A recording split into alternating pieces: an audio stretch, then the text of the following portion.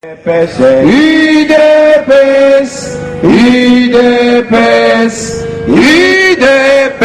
vaincra. UDPS viva! UDPS viva! UDPS viva! Héros national. Félix chef de? Félix chef de? Babo Yabassa. Oui, bonjour, la dignité du Congolais et qui a contribué à affaiblir le développement de notre pays. Toutes ces antivaleurs de corruption, de violation des droits de l'homme, normalement, de brimade, toutes ces habitudes qui consistaient à attaquer l'opinion nationale ainsi qu'internationale, et mis un son contraire. Le président Jean-Marc Kabund n'a pas violé les statuts. Certains ont même perdu le la vie président Félix Antoine Tshisekedi n'a pas aussi violé les statuts. Sans avoir conformément à statut. Au contraire, Bandekoana, Chabani, na Wakwenda, Baronde Baviola qui bat statut. Et surtout Wakwenda parce qu'il fallait qu'il normalement corrompe Ezalata. Et puis, Nakati a processus Oya Salakiwana. Et ça n'a pas fait belé Oyo Bazalité Nakati Wana normalement. Parce qu'il faut faire partie pour donner, je dirais, existence, topé force de la convention démocratique. Donc, ce qui amène une union sur Obango Basala qui a un fossé TP Nakati Yamai. Donc, on est là qui objet principal, il y a rassemblement, il y a les lots. De ce qu'il faisait avant. On va se mettre ensemble, mais autour de la nouvelle vision, de la nouvelle approche qui est la mienne. Non, Ezali Nungute, parce que lorsqu'il y a déjà, je dirais, une note circulaire, lorsqu'il y a un document signé, approuvé, Ezali Soulikambia Nungute est comme un faux mot vrai. Le aussi Augustin Kabouya est nommé comme secrétaire général de l'UDPS, ce n'est pas un péché. Ce n'est pas aussi un parachité. Augustin Kabouya Azali Moutoyo a vivre trop dans la UDPS. Il a un parcours quand même considérable dans l'UDPS. Il n'a pas été vraiment trompé. Il n'a pas été trompé dans la gestion moko, je dirais, fallacieuse.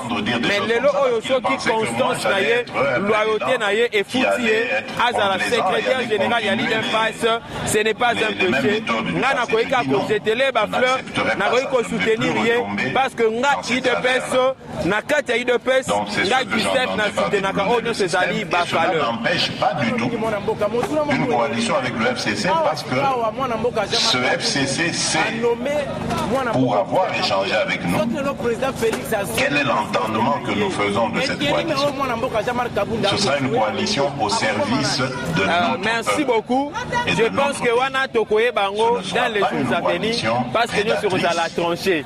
Toko Manan Mkoloyango, ne Tokoye Banan Oyo, Wana Mboka Jean-Marc Kabund à Kozala. Si nous sommes d'accord, oui, nous sommes d'accord avec cet entendement que nous leur avons déjà fait. Que nous leur avons déjà transmis.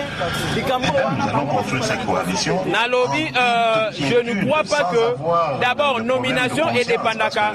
Peter Kazadi, je le respecte beaucoup parce que Azali parmi bateau inspirant dans le domaine juridique et le lot qui peut n'avoir goût. Il y a aussi la moi droit. C'est grâce aussi il y a Batuloko la Peter Kazadi. Côté je dirais il y a opinion, on est en démocratie, on respecte les opinions de tout le monde, mais ce n'est pas qu'on est bâtiment où Azali Koteni, il n'y a pas eu d'entorse parce qu'on dit pour nommer le président n'a pas besoin d'associer tout le monde. Il y a les pouvoirs discrétionnaires, il y a président du parti. Donc quand il a nommé, c'est selon lui, il ne pouvait pas faire asseoir tout le monde pour Nakotouna Bango, Vina Bango, avant il a nommé secrétaire général. Non, et Zali parmi les pouvoirs discrétionnaires, Dengue que le président Félix Antoine Tshisekedi a nommé Jean-Marc Kabound comme président AI et ça dépend d'un pouvoir discrétionnaire naie ndenge pe lelo oyo président Jean-Marc Kabound a nommé Augustin Kabouya secrétaire général de l'UDPS et zali par rapport il y a un pouvoir discrétionnaire naie ezali reconnu na carte ya statut et puis quand il a été nommé directeur du cabinet adjoint il y a président Félix Antoine Tshisekedi est-ce que ba consulta qui biso ba consulta ka exécutif ba consulta ka je dirais ba nationaux non on avait consulté personne parce que ça qui n'a pouvoir discrétionnaire il y a président Félix Antoine Tshisekedi cette fois-là comme président de l'UDPS. Donc là je trouve qu'il n'y a pas de débat là-dessus mais en démocratie à quoi il ça la revendication à quoi il nous allons respecter son opinion mais ezali non fondé parce que y a personne un peu moins idéologie wana il y a non fondé. Merci beaucoup. La commission est démocratique oh, il y a pas de l'UDPS et puis on a décidé comment installer mon mboka likambo wana toko comprendre nazali kolobana wana ezali anarchie totale convention démocratique azana pouvoir moko statutaire te ya nommer un président vous comprenez il n'a pas ces pouvoirs là mais par rapport il y a quelques dispositions plutôt statutaires batangel biso awa yazali organe ya concertation voyez un peu c'est-à-dire eza lokola na exécutif et ça le la CEP la convention démocratique bakoyi koya bafandi pona ko solola sur certains points où ils allaient engager peut-être le parti na biso mais na carte ya convention démocratique le président numéro 1 c'est Jean-Marc Kabound selon les statuts donc bango makambo bazali ko sala wana ezali ko engager ka kimutema mabe na bango mais tebisi bango ke désordre na bango ba osuka na yango ka repa na bango ndenge chiba la sukaka ndenge mubake asuka moni mubake pe le la sali déclaration mais ngana ba déclaration ya mubake il fallait asala yango na IDPS peuple oh ya dirigeaka yango na famille na moi si na ye na deux personnes ya balabala na ye donc nous disons les champs à bois la caravane passe l'UDPS c'est notre parti nous allons protéger l'UDPS ndenge to protéger yango avant le congrès to protéger yango pelelo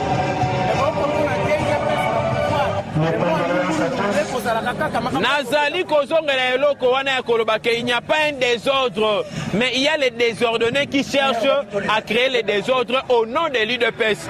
L'UDPS toza a tosali masine politique est-ce qu'il y a un désordre yo ki batu na kati ya baswani yo ki batu ya babundi mais il y a seulement des gens oyo komona bakoya pona kobamba mabanga ba uta ka resika moko boye c'est-à-dire les gens qui créent les désordres sont bel et bien identifiés ne faut tanga na kombo na bango que non batu X ne balinga ba créer des ordres na kati ya UDPS mais l'UDPS ne pas en désordre et n'a pas de désordre n'organise pas aussi les désordres.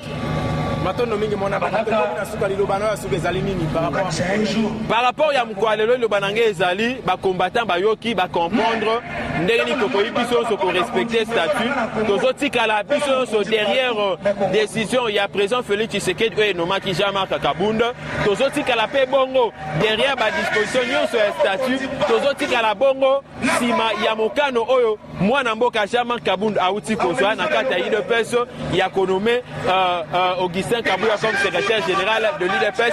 Biso totikali wana nous respectons parce que tozali ko respecter ba valeur, tokotikala toujours wana pona ko respecter ba valeur, tosenga na bande konyoso o bazali libanda ya logique, bazonga na kati ya logique. Merci beaucoup mwana mboka na moni ozalaki na posa na loba lisusu po notikali mwa minute muke alors wana ke koloba ke pono linga mingi na bakisa ya Azafat ezali wana pona ko soutenir ba décision nyonso ya chef de l'état ba action nyonso ya mwana mboka Félix Antoine Tshisekedi Azafat lelo tozali ko couvrir Congo mobimba libanda mobimba eza ya ko swana te ya ko betela tembete 2023 déjà tozali ko préparer yango parce que kala mingi te bokoyoka son bokoyoka basango tokoloba na biso belete biso kaka misala nde na kati ya terrain biso lingo postuler na 2022 yango wana bali ko fera déjà nazoloba na yo ngana si na potisaka likanisi ya ko postuler mwana mboka Jean-Marc Kabound ayebi yango malamu l'ancien président fédéral Tezo ayebaki yango même l'actuel président fédéral Minga ayebaki yango que Gustave Alinga qui a postulé en qualité, il y a député provincial. Mais tellement que Makoki est à quitté, Neto Kota quitté, Nalobaki n'a pas se préparer, n'a pas Makoki. Ce n'est pas pour la Zafat que moi je vais postuler. Ça, on a postulé à Zafat et c'est Zalaka Nengo, mais je vais postuler d'abord Nganaza, secrétaire exécutif national, il y a IDPS. Vous comprenez?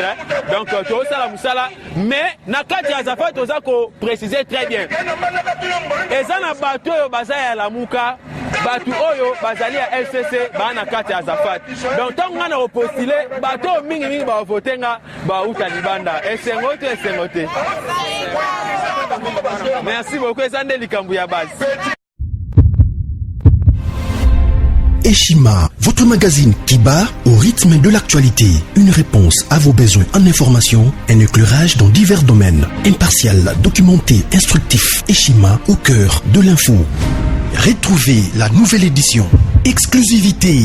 Félix Antoine Tshisekedi, son jour pour séduire, alors que son élection historique à la tête de la RDC n'arrête d'éblouir. Le président de la République, Félix Antoine Tshisekedi, décide de mettre le bouchée double en présentant son cheval de bataille pour le 100 jours de son quinquennat. Infrastructure, santé, éducation et le bien-être social. Félix Tshisekedi, plus que jamais au chevet du Congolais. Analyse. Félix Tshisekedi, mieux qu'un équilibriste, un rassembleur politique. Luc Gérard Niafé, l'investisseur de renom qui a tout laissé pour servir la nation. Néhémie Moulania, l'homme, le mythe, l'immutabilité. Découverte. Denise Nyakeru Tshisekedi, la touche maternelle d'une femme de conviction. Valérie Kabamba Rouvounangiza, chef d'entreprise promoteuse. Nation. Jean Bosco Kayombo impulse les renouveaux de la SNEL. Focus, Prince Kokola, Kantitima, une intégrité et un nationalisme sans tâche. CNSS, Agnès Mouad Nawej milite pour l'appropriation de la nouvelle loi sur les prestations sociales. Dossier Eshima, droit de la femme, le combat permanent. Politique, Fofo Kondi, un passionné de la jeunesse à l'Assemblée nationale. Coalition Cash FCC, pénible décollage. Économie, code minier, l'héritage qui divise. Retrouvez l'intégralité du magazine Eshima dans les kiosques. Eshima Magazine, un nouveau standard d'information.